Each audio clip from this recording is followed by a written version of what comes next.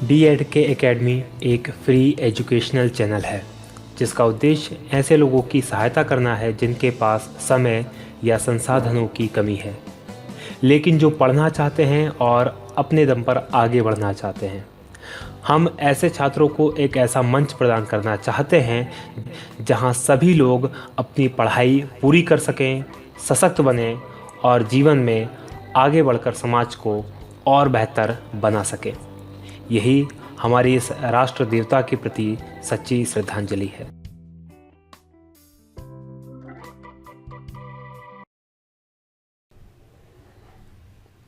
साथियों नमस्कार, बहुत स्वागत है आपका डी.एड.के एकेडमी के वीडियोस में। मैं हूं भगवत दांगी, फाउंडर डी.एड.के एकेडमी। आज के एमपीजीके के 700 मोस्ट आईएमपी एमसीक्यूज के पार्ट 9 वीडियो की हम बात करेंगे। क्वेश्चन नंबर 401 401 से लेकर क्वेश्चन नंबर 450 तक।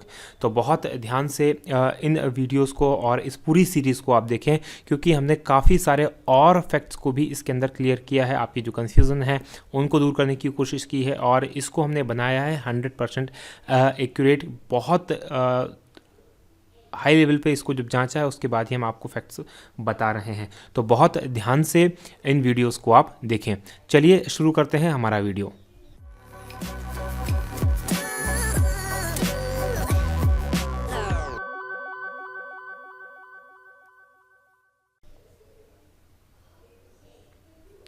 बात करते हैं सबसे पहले हमारी ऑनलाइन टेस्ट सीरीज़ की। देखिए, मध्य प्रदेश लोक सेवा आयोग जो 2017 की प्रारंभिक परीक्षा होने वाली है उसके लिए एकेडमी के द्वारा पेपर फर्स्ट की एक टेस्ट सीरीज़ स्टार्ट की गई है। इस टेस्ट सीरीज़ के अंदर 10 हाई क्वालिटी टेस्ट हमने आपके लिए रखे हैं। एक टेस्ट 49 रुपीज़ का है और पूरी टेस्ट सीरीज़ जो है 399 रुपीज़ की है। ये टेस्ट सीरीज़ के लिए आप dkmpsc.com जो हमारी वेबसाइट है वहाँ पर जाकर इसको आप खरीद सकते हैं, आप इसे दे सकते हैं। एक डेमो टेस्ट जो है यहाँ पर फ्री रखा गया है, तो उस फ्री टेस्ट को देने के लिए आप यहाँ पर जाएं और वो टेस्ट फ्री दे सकते हैं आप रजिस्ट्रेशन करके। 2 टेस्ट ऑलरेडी डल चुके हैं। पर संडे आपको एक नया टेस्ट उसके तहत मिलेगा। इस टेस्ट सीरीज़ में हर संडे को एक नया टेस्ट मिल जाता है। तो हर संडे को हम डालते हैं 2 बजे और उसके बाद कभी भी आप कितने भी समय और कितनी भी बार उन टेस्ट को दे सकते हैं। तो चलिए इसको आप ज़रूर लेंगे, आशा है। अब बात करेंगे हमारे टेस्ट जो वीडियो है उसकी। आज का पहला क्वेश्चन देखिए, क्वेश्चन नंबर 401। ऊँटी जो है किस नदी की सहायक नदी है? तो इससे पहले भी मैंने आपको बताया है कि जो ऊँटी, हथनी, शेर, शक्कर, दूधी, वरना इस तरह के जो नाम आए तो वो सब के सब जो हैं नर्मदा नदी की सहायक नदियां हैं। तो इसका सही आंसर है नर्मदा नदी। राजमाता विजयाराजे सिंधिया कृषि विश्वविद्यालय कहाँ स्थित है? देखिए, राजमाता विजयाराजे सिंधिया जो कृषि विश्वविद्यालय है वो स्थित है ग्वालियर के अंदर। मध्य प्रदेश के अंदर पहले केवल एक ही कृषि विश्वविद्यालय हुआ करता था, जवाहरलाल नेहरू कृषि विश्वविद्यालय, जो कि जबलपुर में था। लेकिन सन 2008 में इसको भी कृषि विश्वविद्यालय का दर्जा दे दिया गया। ये पहले एग्रीकल्चर कॉलेज था, महाविद्यालय था, फिर ये जो राजमाता विजयाराजे सिंधिया कृषि विश्वविद्यालय का इसको दर्जा दिया गया। बात करते हैं 403। मध्य प्रदेश में सर्वाधिक वन किस जिले में पाए जाते हैं? किस वन वृत्त में सर्वाधिक वन पाए जाते हैं? तो ये जो सर्वाधिक वन पाए जाते हैं ये बालाघाट जिले के अंदर पाए जाते हैं। बालाघाट चावल की खेती के लिए भी फेमस है, चावल की खेती के लिए फेमस है और साथ में सर्वाधिक वनों के लिए फेमस है। सर्वाधिक वन यहाँ पर पाए जाते हैं। बात करते हैं कान्हा राष्ट्रीय उद्यान को प्रोजेक्ट टाइगर में शामिल कब किया गया? कान्हा राष्ट्रीय उद्यान जो है मध्य प्रदेश का बहुत ही इंपॉर्टेंट एक राष्ट्रीय उद्यान है। देखिए, कान्हा राष्ट्रीय उद्यान है जो है इसको जो प्रोजेक्ट टाइगर में शामिल किया गया वो 1974 में शामिल किया गया। जो प्रोजेक्ट टाइगर स्कीम स्टार्ट हुई थी वो 1973 से स्टार्ट हुई थी और उसके 1 साल बाद ही 1974 में इसको स्टार्ट कर दिया गया, यहाँ लागू कर दिया गया कान्हा राष्ट्रीय उद्यान में। कान्हा राष्ट्रीय उद्यान जो है 1955 में ये जो राष्ट्रीय उद्यान बना था, मध्य प्रदेश का पहला राष्ट्रीय उद्यान था कान्हा राष्ट्रीय उद्यान और सबसे बड़ा राष्ट्रीय उद्यान भी है कान्हा राष्ट्रीय उद्यान। मंडला जिले के अंदर ये स्थित है। बात करते हैं अगले प्रश्न की। तो माधव राष्ट्रीय उद्यान की स्थापना कब हुई थी? आज का जो हमारा वीडियो है इसमें राष्ट्रीय उद्यानों से काफ़ी कुछ आपको मिलने वाला है, तो बहुत ध्यान से इसको देखिएगा। तो माधव जो राष्ट्रीय उद्यान है, सबसे पहले तो माधव राष्ट्रीय उद्यान जो है वो कहाँ पर है? तो ये शिवपुरी में है। ये आप देख लें, सबसे पहले ये है शिवपुरी के अंदर और इसकी जो स्थापना हुई थी वो हुई थी 1958 में। कान्हा जो माधव राष्ट्रीय उद्यान है उसकी स्थापना जो हुई थी 1958 में हुई थी और शिवपुरी जिले के अंदर यहाँ से NH3 होकर गुजरता है इस राष्ट्रीय उद्यान से और जॉर्ज कैसल कोठी यहीं पर स्थित है। उसकी बात हमने काफ़ी विस्तार से एक पहले वाले वीडियो में की है। कुमकुम किसकी रचना है? बहुत फेमस ये रचना है कुमकुम और ये जो रचना है बालकृष्ण शर्मा नवीन साहब की है और ये शाजापुर ज़िले से ये बिलोंग करते हैं बालकृष्ण शर्मा नवीन जी। मध्य प्रदेश में न्यूनतम वनों वाला जिला कौन सा है जहाँ सबसे कम वन पाए जाते हैं? तो वो जो जिला है शाजापुर जिला। शाजापुर जिले में सबसे कम वन पाए जाते हैं। बांधवगढ़ राष्ट्रीय उद्यान को प्रोजेक्ट टाइगर में शामिल कब किया गया? फिर ये एक और हमारा राष्ट्रीय उद्यान से प्रश्न है। तो बांधवगढ़ जो राष्ट्रीय उद्यान है वो उमरिया ज़िले के अंदर है। उमरिया ज़िले में है, 32 पहाड़ियों से घिरा हुआ है। बाघों का सर्वाधिक जो घनत्व है वो इसी राष्ट्रीय उद्यान में पाया जाता है और इसको जो प्रोजेक्ट टाइगर में शामिल किया गया 1993 के अंदर इसको प्रोजेक्ट टाइगर के अंदर शामिल किया गया। बात करेंगे फिर से कान्हा राष्ट्रीय उद्यान को मध्य प्रदेश का पहला राष्ट्रीय उद्यान कब बनाया गया? तो मैं आपको पहले बता चुका हूँ 1955 में कान्हा राष्ट्रीय उद्यान को मध्य प्रदेश का पहला राष्ट्रीय उद्यान बनाया गया। चकित है दुख, चकित है दुख किसकी रचना है? बहुत फेमस ये रचना है चकित है दुख और ये जो रचना है ये है भवानी प्रसाद मिश्र जी की। भवानी प्रसाद मिश्र जी की रचना है चकित है दुख। फिर मैं आपको बता दूं इन रचनाकारों के बारे में, इनकी रचनाओं के बारे में बहुत इंपॉर्टेंट हैं, लगातार इनसे प्रश्न पूछे जाते हैं इसलिए बहुत ध्यान से इनको देखिएगा। भूरी भूरी खाक किसकी रचना है? भूरी भूरी खाक एक और फेमस रचना है और ये जो रचना है भूरी भूरी खाक ये है गजानंद माधव मुक्तिबोध जी की रचना। गजानंद माधव मुक्तिबोध। मध्य प्रदेश में लावा के साक्ष्य कहाँ से मिलते हैं? तो मध्य प्रदेश का जो मालवा का पठार है वो बना है लावा मिट्टी से और लावा मिट्टी जो बनी है लावा से बनती होती है। लावा के जो साक्ष्य मिलते हैं मध्य प्रदेश के अंदर मालवा के पठार से मिलते हैं क्योंकि मालवा का पठार लावा मिट्टी और लावा से बना हुआ है।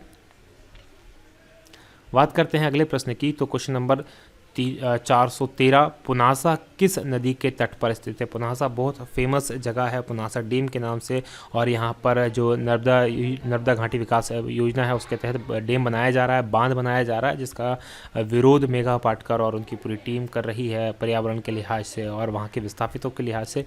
तो काफ़ी चर्चा में रहा है पुनासा डैम और पुनासा जो है ये नर्मदा नदी के तट पर स्थित है।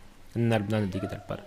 पार्वती किस नदी की सहायक नदी है? देखिए पार्वती नदी जो है वो है चंबल नदी की सहायक नदी। कोटा के पास चंबल में जाके मिल जाती है और पार्वती नदी सीहोर में निकलती है। सीहोर के भी आष्टा के पास से पार्वती नदी का उद्गम होता है। मध्य प्रदेश में उद्यान महाविद्यालय कौन सा? उद्यान मतलब हॉर्टिकल्चर जो कॉलेज है वो कौन सा है या फिर कहाँ पर स्थित है? तो मध्य प्रदेश के अंदर जो हॉर्टिकल्चर एकमात्र हॉर्टिकल्चर कॉलेज है और ये भगवान पशुपतिनाथ का जो शहर है मंदसौर वहाँ पर स्थित है। मंदसौर का एक नाम दशपुर भी है। मध्य प्रदेश में गेहूं का सर्वाधिक उत्पादन किस जिले के अंदर होता है? कि गेहूं की बात करें तो सर्वाधिक जो उत्पादन होता है वो होता है होशंगाबाद जिले के अंदर। लेकिन गेहूं की एक वैरायटी है जो बहुत फेमस है जिसका नाम है सरबती और ये जो सरबती गेहूं है ये सीहोर जिले के अंदर पैदा होता है जहां से मैं हूं और ये काफ़ी बहुत ही शानदार इसकी रोटियां बनती है और ये पूरे भारत भर में सरबती गेहूँ या सीहोरी गेहूँ के नाम से फेमस है।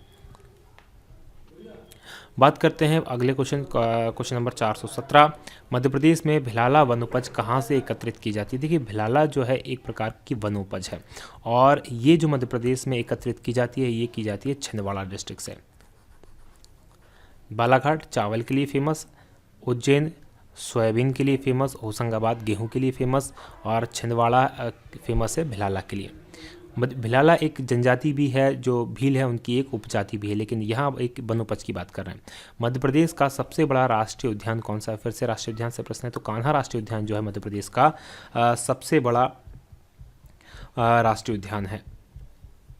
इसके क्षेत्रफल की बात करें तो 940 इसका क्षेत्रफल है, लेकिन जो मध्य प्रदेश जब विभाजित नहीं हुआ था छत्तीसगढ़ में उससे पहले जो राष्ट्रीय उद्यान सबसे बड़ा था वो संजय राष्ट्रीय उद्यान था और संजय राष्ट्रीय उद्यान जो था लगभग 1900 वर्ग किलोमीटर का इसका एरिया हुआ करता था। 1940-45 के आसपास का इसका एरिया हुआ करता था, लेकिन जब ये मध्य प्रदेश का विभाजन हुआ तो अधिकतर जो संजय या डुबरी जो राष्ट्रीय उद्यान है वो सरगुजा जिला छत्तीसगढ़ में चला गया और मध्य प्रदेश के अंदर काफ़ी कम उसका लगभग 400 वर्ग किलोमीटर क्षेत्र एरिया बचा है, इसलिए ये कम है। बांधवगढ़ राष्ट्रीय उद्यान किस जिले के अंदर है? तो फिर से एक और इम्पोर्टेंट क्वेश्चन है, जो बांधवगढ़ राष्ट्रीय उद्यान जो है वो है उमरिया जिले के अंदर। सतपुड़ा राष्ट्रीय उद्यान किस जिले में है? तो सतपुड़ा राष्ट्रीय उद्यान जो है वो है होशंगाबाद जिले के अंदर, सतपुड़ा पर्वतों में या पचमढ़ी क्षेत्र के पास में ये पड़ता है। सतपुड़ा राष्ट्रीय उद्यान पचमढ़ी, जो मध्य प्रदेश का एकमात्र हिल स्टेशन है। बात करते हैं अगले प्रश्न की। तो पन्ना राष्ट्रीय उद्यान की स्थापना कब हुई थी? यहाँ पर स्थापना पूछा। देखिए, मध्य प्रदेश के जो पन्ना राष्ट्रीय उद्यान है मध्य प्रदेश का पहला राष्ट्रीय उद्यान है। सॉरी, माफ़ कीजिएगा, वो कान्हा है राष्ट्रीय उद्यान जो पहला है, पन्ना राष्ट्रीय उद्यान नहीं है, मैं गलत बोल गया, माफ़ी चाहता हूँ। जो पन्ना राष्ट्रीय उद्यान है उसकी स्थापना 1981 में। यहाँ पर रेप्टाइल पार्क है, जो एकमात्र रेप्टाइल पार्क है मध्य प्रदेश के अंदर। रेप्टाइल पार्क इसी राष्ट्रीय उद्यान के अंदर स्थित है, इसलिए ये इंपॉर्टेंट हो जाता है। रेप्टाइल पार्क है पन्ना राष्ट्रीय उद्यान के अंदर। मालवा ताप विद्युत गृह किस जिले के अंदर है? मालवा ताप विद्युत गृह जो है, अभी इसकी क्षमता बढ़ाई जा रही है मालवा ताप विद्युत गृह की, और ये जो है खंडवा जिले के अंदर स्थित है। खंडवा जिले में है मालवा ताप विद्युत गृह। मध्य प्रदेश में किस प्रकार के वन पाए जाते हैं? जो वनों का प्रकार है वो किस प्रकार का है? तो मध्य प्रदेश जो है उष्णकटिबंधीय क्षेत्र में आता है। तो मध्य प्रदेश के अंदर जो वन पाए जाते हैं वो उष्णकटिबंधीय वन पाए जाते हैं। कैमूर पहाड़ी जो सतना के अंदर है, किस नदी का उद्गम यहाँ से होता है? तो कैमूर पहाड़ी सतना से जो उद्गम होता है, टोन्स या तमसा नदी जिसे कहा जाता है, उसका उद्गम यहाँ से होता है। बात करते हैं अगले क्वेश्चन की। तो अगला क्वेश्चन है 425, मैं और केवल में किसकी रचना है? बहुत ही फेमस ये मैं और केवल में जो रचना है, और ये है शरद जोशी। शरद जोशी जो थे वो बहुत बड़े व्यंग्यकार थे, व्यंग्यकार थे। इनकी बहुत ही फेमस रचना है, और शरद जोशी से कोई ना कोई प्रश्न बनना लगभग संभव है, इसलिए बहुत ज़रूरी है कि इनकी सारी रचनाओं के बारे में हमें जानकारी हो। शिकायत मुझे भी है किसकी रचना है? शिकायत मुझे भी है, ये जो रचना है ये है हरिशंकर परसाई जी की। हरिशंकर परसाई जी की। क्वेश्चन नंबर 427, हांडिया किस नदी के तट पर स्थित है? तो हांडिया जो है वो नर्मदा नदी के तट पर है। हांडिया जो है हरदा जिले के अंदर है, हरदा जिले में है। हांडिया के सामने है नेमावर। नेमावर जो है देवास जिले के अंदर है, वो भी नर्मदा के तट पर है, और दूसरी तरफ है हांडिया जो कि हरदा जिले में है। मध्य प्रदेश में कृषि अभियांत्रिकी महाविद्यालय कहाँ है? देखिए, कृषि अभियांत्रिकी संस्थान या केंद्र की बात करें तो वो भोपाल में है, लेकिन कृषि अभियांत्रिकी महाविद्यालय की बात करें तो ये जबलपुर के अंदर है। जहाँ पर कृषि विश्वविद्यालय भी है वहीं पर है कृषि अभियांत्रिकी महाविद्यालय। क्वेश्चन नंबर 429, जीवन के गान। जीवन के गान किसकी रचना है? तो बहुत फेमस ये रचना है, और ये रचना है डॉक्टर शिव मंगल सिंह सुमन जी की रचना। रीति और शैली किसकी रचना है? फिर से एक और इम्पोर्टेंट रचना जो आई है, रीति और शैली, और ये है आचार्य नंद दुलारे वाजपेयी। इससे पहले वाले वीडियो में बताया है कि नंद दुलारे वाजपेयी जी की जो रचना है, साहित्यिक रचनाएं आपको नहीं मिलेंगी, कविता उपन्यास निबंध इस तरह की रचनाएं नहीं मिलेगी। हिंदी भाषा के ऊपर, उसकी विकास के ऊपर, उसके इतिहास के ऊपर, उसके तरीकों के ऊपर, इन सब चीज़ों के ऊपर आचार्य नंद दुलारे वाजपेयी जी ने लिखा है। तो रीति और शैली, रीति और शैली के बारे में इसमें बताया गया है। तो ये जो रचना है आचार्य नंद दुलारे वाजपेयी जी की है। नरसिंहपुर किस नदी के तट पर स्थित है? नरसिंहपुर जो जबलपुर के पास में स्थित है, तो नरसिंहपुर जो है नर्मदा नदी के तट पर स्थित है। धसान किस नदी की सहायक नदी है? धसान जो नदी है वो बेतवा नदी की सहायक नदी है। बात करते हैं अगले प्रश्न की। तो वो है रानी अवंतीबाई सागर बांध की ऊंचाई कितनी? देखिए, रानी अवंतीबाई सागर जो बांध है इसे बरगी बांध भी कहा जाता है, या बरगी परियोजना के नाम से भी इसे जाना जाता है। तो रानी अवंतीबाई सागर जो जबलपुर के पास में स्थित है, उसकी जो ऊंचाई है वो 69 मीटर है। कहीं 70 मीटर भी दी हुई है, तो 69 पॉइंट कुछ मीटर है। तो यहाँ पर 69 जो सबसे करीब है इसका आंसर, वो इसका आंसर होगा। वन विहार राष्ट्रीय उद्यान किस जिले में है? देखिए, वन विहार जो राष्ट्रीय उद्यान है बहुत छोटा सा राष्ट्रीय उद्यान है, और ये जो राष्ट्रीय उद्यान है भोपाल के अंदर स्थित है, और ये एकमात्र राष्ट्रीय उद्यान है जो किसी शहर के बीच में स्थित है मध्य प्रदेश के अंदर। तो वन विहार राष्ट्रीय उद्यान है भोपाल के अंदर। ये काफ़ी छोटा कहा मैंने, सबसे छोटा नहीं कहा, ध्यान रखिएगा, काफ़ी छोटा है, सबसे छोटा नहीं है। फॉसिल जीवाश्म राष्ट्रीय उद्यान की स्थापना कब हुई थी? देखिए, जो फॉसिल या जीवाश्म राष्ट्रीय उद्यान है उसकी जो स्थापना की गई थी वो की गई थी 1983 में। 1900। ये बड़ा कंफ्यूजिंग प्रश्न है कि जो फॉसिल जीवाश्म राष्ट्रीय उद्यान है ये कहाँ पर स्थित है? तो ये जो राष्ट्रीय उद्यान है ये डिंडौरी में 7 गांव है। डिंडौरी जिले के अंदर कहीं जगह ये मंडला दिया हुआ है, तो डिंडौरी जिले के 7 गांव हैं, उन 7 गांवों में ये जो फॉसिल या जीवाश्म राष्ट्रीय उद्यान बना हुआ है। मैग्नीज युग की चट्टानें कहाँ में क्या पाया जाता है, या फिर मैग्नीज जो है किस युग की चट्टानों में पाया जाता है? तो जो मैग्नीज है वो धारबाड़ युग की चट्टानों में पाया जाता है। कोयला जो पाया जाता है वो गोंडवाना युग की चट्टानों में पाया जाता है। तो इंपॉर्टेंट है, मैग्नीज धारबाड़ युग की चट्टानों में पाया जाता है। क्वेश्चन नंबर 437, मध्य प्रदेश के किस राष्ट्रीय उद्यान को प्रोजेक्ट टाइगर में सबसे पहले शामिल किया गया था? तो देखिए, आप इसका आंसर आपको पहले ही पता होगा, तो ये है कान्हा राष्ट्रीय उद्यान, क्योंकि 1973 में प्रोजेक्ट टाइगर स्टार्ट किया गया था और 1974 के अंदर इसको प्रोजेक्ट टाइगर में शामिल कर लिया गया था। पनपटा अभ्यारण्य किस जिले के अंदर स्थित है, या पनपटा अभ्यारण्य किस जिले में है? देखिए, पनपटा जो अभ्यारण्य है वो शहडोल जिले में स्थित है। नेशनल स्कूल गेम्स 2016 के 17 वर्ष आयु वर्ग में किस राज्य ने स्वर्ण पदक जीता? तो ये नेशनल स्कूल गेम्स अभी 2016 में आयोजित किए हैं। करंट का ये प्रश्न है तो मध्य प्रदेश से रिलेटेड है, तो बिल्कुल मध्य प्रदेश ने ही जीता है। हॉकी टीम ने ये जीता है और दिल्ली को हराया है। दिल्ली को हराया है हॉकी टीम ने।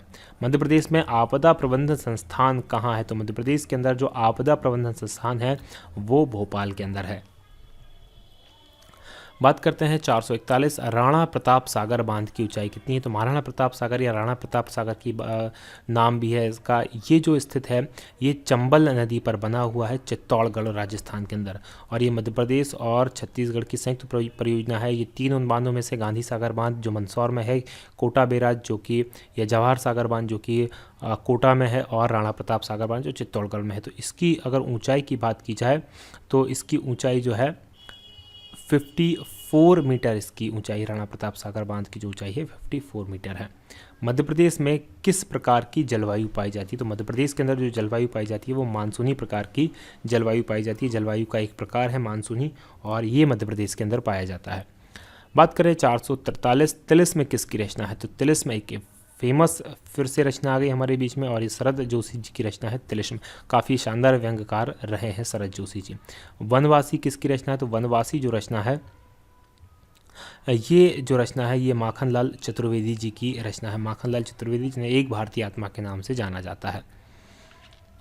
बात करें क्वेश्चन नंबर 445, युग चरण किसकी रचना है? फिर एक और फेमस रचना, और युग चरण भी है माखनलाल चतुर्वेदी जी की ही रचना। उर्मिला किसकी रचना है? उर्मिला जो रचना है बाल कृष्ण शर्मा नवीन जी की रचना है उर्मिला। निम्नलिखित में से कौन सी नदी शिवपुरी पठार से निकलती है? तो जो सोन नदी है वो शिवपुरी पठार से नहीं निकलती। सोन नदी निकलती है अमरकंटक से। ताप्ती नदी जो निकलती है वो बैतूल के मुल्ताई से, तवा होशंगाबाद से। जो कूनू नदी है वो निकलती है शिवपुरी पठार से। 180 किलोमीटर, काफ़ी छोटी सी नदी है कूनू नदी। सांची किस नदी के तट पर स्थित है? तो सांची जो है वो बेतवा नदी के तट पर स्थित है। सांची, विदिशा, ओरछा, ये जो है सब के सब बेतवा नदी के तट से स्थित है, और बेतवा को कहा जाता है मध्य प्रदेश की गंगा। मध्य प्रदेश की गंगा। अब ये मध्य प्रदेश की गंगा इसलिए कहा जाता है क्योंकि मध्य प्रदेश बेतवा का और गंगा नदी का दोनों का जो प्रदूषण का स्तर है वो लगभग समान है, इसलिए कहा जाता है। पवित्रता की दृष्टि से देखा जाए तो सबसे पवित्र मध्य प्रदेश के अंदर माना जाता है क्षिप्रा नदी को, और मालवा की गंगा, माफ़ कीजिएगा, पवित्र नर्मदा नदी को माना जाता है, और मालवा की गंगा कहा जाता है क्षिप्रा नदी को।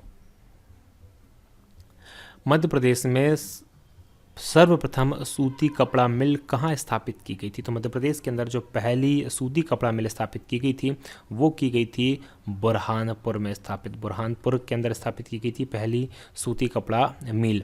और मध्य प्रदेश का ऑटोमोबाइल उद्योग कहाँ है? तो मध्य प्रदेश का जो ऑटोमोबाइल उद्योग है वो पीथमपुर के अंदर है। पीथमपुर धार जिले में है, और पीथमपुर को कहा जाता है डेट्रॉइट ऑफ इंडिया। इसी ऑटोमोबाइल सेक्टर के कारण डेट्रॉइट ऑफ इंडिया या भारत का डेट्रॉइट भी इसे कहा जाता है। तो ये 50 प्रश्न थे जो आज के हमारे इस वीडियो में शामिल थे। आशा है कि ये वीडियो आपको पसंद आया होगा और आपके लिए बहुत उपयोगी सिद्ध होने वाला है। तो बहुत ही ध्यान से इस वीडियो को देखें। आप इस वीडियो को लाइक ज़रूर करें, साथ में शेयर करें, और कमेंट करना बिल्कुल ना भूलें कि आपको ये वीडियो कैसा लगा, आपको इन चीज़ों में और किस सब्जेक्ट के ऊपर और किस चीज़ के ऊपर आपको वीडियोस चाहिए। और आप हमारे चैनल को सब्सक्राइब कर लें ताकि आपको रेगुलर जो वीडियोस हैं वो मिलते रहें, नोटिफिकेशन के तौर पर आपको वीडियोस मिलते रहेंगे। आज की बात हम यहीं समाप्त करेंगे। बहुत बहुत धन्यवाद।